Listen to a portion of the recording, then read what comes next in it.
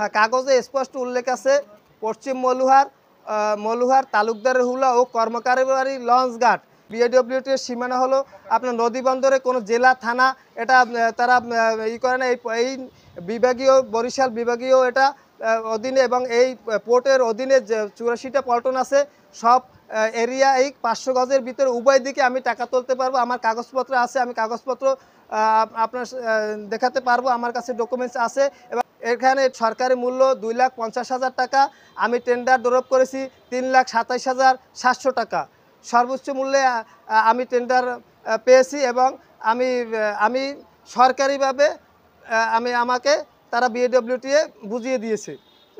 আমার কাছে চাঁদা দাবি করছে এটাও যে 3 লক্ষ টাকা যে আমরা গার্ড দিয়েছি নিজস্ব টাকা দিয়ে, নিজস্ব এলাকায় বসে ইসরাফিল অন্যান্য লোকদের নিয়ে, ওই বাবুল, ওই আজমির সহ কৃষক লীগের নেতা, এরা 3 লক্ষ টাকা দাবি করছে। সেই টাকাগুলো আমাকে তাদেরকে আমি দেই, তাহলে আমাকে ইজারা উঠাইতে সহযোগিতা করবে এবং ইজারা উঠাইতে দেবে। আমি মোহাম্মদ রিয়াজুল ইসলাম, আমার ডাকনাম মিজান সর্দার। আমি পশ্চিম মলুহার তালুকদারের হুলা ও কর্মকার বাড়ি লঞ্চঘাট ইজারা নেই বরিশাল নৌবন্দর বিএডব্লিউটিএ থেকে 2023 অর্থবছর 2023 ও 24 অর্থবছর। আমি সর্বোচ্চ দামে টেন্ডার ড্রপ করায় আমাকে বিএডব্লিউটিএ টেন্ডারের মাধ্যমে ইজারা পাই। ইজারা মূল্য 3,27,700 টাকা। আমি যখন পশ্চিম মলুহার তালুকদার হুলায় ইজারা তুলতে যাই তো সেখানে কোনো সমস্যা হয়নি ইজারা তুলতে। অথচ পার্শ্ববর্তী নেসারাবাদ থানার কর্মকার বাড়ি লঞ্চঘাটে যখন ইজারা তুলতে যায় তখন ওখান থেকে ইসরাফিল ট্রলার চালক, তার নেতৃত্বে হাসিব, মিন্টু, আলাউদ্দিন সহ বাবুল ট্রলার চালক, আজমির সহ বিভিন্ন লোকে আমাকে, আর অন্যান্য আমি নাম বলতে পারবো না, সবার নাম আমার স্মরণ নাই, সবাইকে আমি চিনিও না। তারা আমাকে ওই এলাকা কর্মকার বাড়ির লোকজন বাধাগ্রস্ত করে, দা খুন্তা বডি নিয়ে আসে, আমাকে খুন করে বাসিয়ে দেবে, আমাকে ইজারা তুলতে দেবে না এই বলে। তারপরে আমি পার্শ্ববর্তী নেসারাবাদ থানায় আমি একটা অভিযোগ দেই। এসআই সোহাগের মাধ্যমে ওসি সাহেব তখন জাফর স্যার ছিলেন, তাকে তদন্ত করার জন্য পাঠানো হয়। সে তদন্ত করে এসে আমাকে বলে যে হ্যাঁ আপনি ইজারা তুলতে পারবেন। অথচ পরবর্তীতে আমি যখন আবার ইজারা তুলতে যাই তখন আবারও বাধাগ্রস্ত হই। এক পর্যায়ে আমি আর ইজারা তুলতে যাইনি। আমি অফিসে বিএডব্লিউটি অফিসে পরিচালকের কাছে আমি লিখিত অভিযোগ দেই তাদের বিরুদ্ধে। তখন বিআইডব্লিউটিএ অফিসার আব্দুর রাজ্জাক সাহেব এটা উপরস্থ পর্যায়ে জানান এবং লিপিবদ্ধ করেন তার ডায়েরিতে, তার কাগজ তখন সে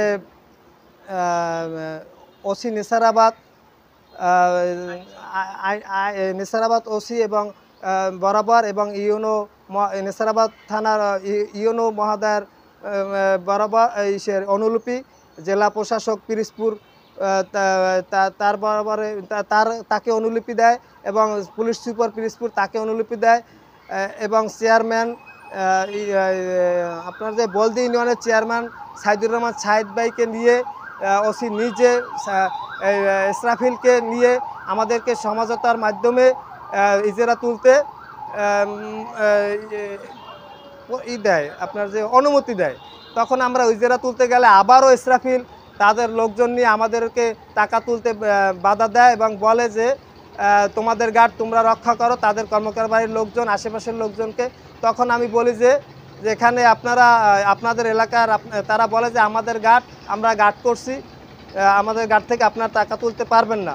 আমি বলি এটা এখন বিএডব্লিউটি এর অধীনে, তারা আমাকে টেন্ডার দিয়েছে, যদিও আপনারা করছেন কিনা জানি না বা কোথায় কি যে করে থাকলেও এরা বিএডব্লিউটি আমাকে ইজারা দিয়েছে। এখন আমার ইজারা তুলতে হবে 5 টাকা মূল্যে। যারা যাত্রী যাবে তাদের কাছ থেকে আমি 5 টাকা নেব, কিন্তু আপনাদের এই বাড়ির আশেপাশে এপারের যত লোকজন আছে তাদের কাছ থেকে কোনো টাকা নেওয়া হবে না।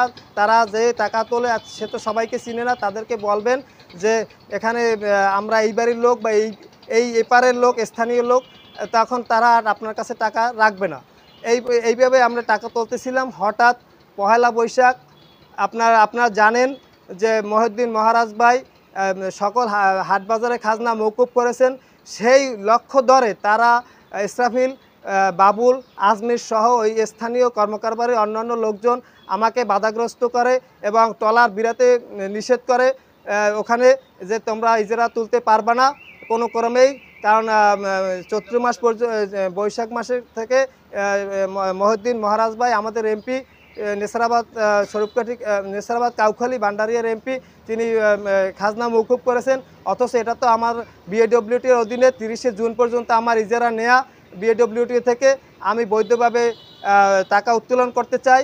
আমি মাননীয় প্রধানমন্ত্রীর কাছে বিনীতভাবে অনুরোধ জানাই আমি যাতে আমি আইনি সহযোগিতার মাধ্যমে, জনগণের সহযোগিতার মাধ্যমে ইজারা তুলতে পারি। আমি না হলে লক্ষ লক্ষ টাকা ক্ষতিগ্রস্ত হইতেছি। আমার নামে বানোয়াট সংবাদ, মিথ্যা বানোয়াট কথা বলা হয়েছে লক্ষ লক্ষ টাকা। এই মাত্র 23 তারিখ আমি বসেছি মে মাসের, আজকে হলো 16 তারিখ, 16ই এপ্রিল। আমাকে আপনার যে 14 তারিখ থেকে আমাকে টাকা উত্তোলন করতে দেওয়া হয় না, পহেলা বৈশাখ। কিন্তু আমি এখানে লক্ষ লক্ষ টাকা কোথায় পেলাম? আমি তো স্থানীয় লোকজনের কাছ থেকে টাকা তুলিই না। তাই আমি মাননীয় প্রধানমন্ত্রীর কাছে, মানবতার মা, তার কাছে আমার বিনীত অনুরোধ, এই রাজস্ব ক্ষতি করার জন্য, সরকারি রাজস্ব ক্ষতি করার জন্য এই ইসরাফিল বিভিন্নভাবে পায়তারা করে যাচ্ছে। সে বিএনপি জামাতের এজেন্ডা, সে বিএনপি জামাতকে মদত দেয়, সে এলাকাবাসীকে তা ভুল বুঝিয়ে তার পক্ষে নেওয়ার জন্য, তার একা লাভ করার জন্য, সে নিজে লাভবান করার জন্য। কারণ সে ছোটোবেলা থেকে এই ট্রলার চালক হিসাবে কাজ করতেন। তার ওইখানে সার্ভিস লঞ্চ সে চালু করছে 4টা, তার 4টা বাঘ আছে ওখানে। এবং আমার ও পশ্চিম মলুয়ার তালুকদারহুলা থেকে সে ভাড়া নিত 60 টাকা ট্রলারে, আর এপার কর্মকার বাড়ি থেকে নিত 5 টাকা, যাতে ওপারতে লোক এপারে উঠে যায়, এপারে এসে ওঠে। আমার ওপারের লোক এপারে এসে গেলে আমি রাজস্ব ক্ষতিগ্রস্ত হই। আমি এখন সরকারের টেন্ডার মাধ্যমে আপনার ইজারা নিয়েছি। আমি ক্ষতিগ্রস্ত হলে সরকার ভবিষ্যতে ক্ষতিগ্রস্ত হবে। এই ঘাট আর লঞ্চ ঘাটটি কেউ আর কিনতে যাবে না। বৈঠাঘাটা বাজারের লঞ্চ ঘাটটি এইভাবে, মানে ওই রিপোর্টের কোনো ভিত্তি নাই। আমি এর তীব্র নিন্দা জানাই এবং বিএডব্লিউটিউ চেয়ারম্যানের কর্তৃপক্ষের আমি সহযোগিতা চাই। আমি যাতে উক্ত ইজারায় 30শে জুন পর্যন্ত উত্তোলন করতে পারি, আমাকে কোনো হয়রানি এবং ভয়ভীতি না দেখায়, সেই সহযোগিতা প্রশাসনের কাছে চাই। স্বরূপকাঠি নেসারাবাদ ইউনো মহোদয়ের কাছে চাই। নেসারাবাদ অফিসার্স ইনচার্জ নেসারাবাদ থানা, তার কাছে আমি সহযোগিতা কামনা করছি। সরকার এখান থেকে অনেক টাকা ক্ষতিগ্রস্ত হয়েছে। এই পল্টনটা এইখানেও যদি এইরকম হতে থাকে যে ইজারা উঠাইতে না দেওয়া হয়, তাহলে সরকার বিভিন্নভাবে ক্ষতিগ্রস্ত হবে, রাজস্ব ক্ষতি হবে।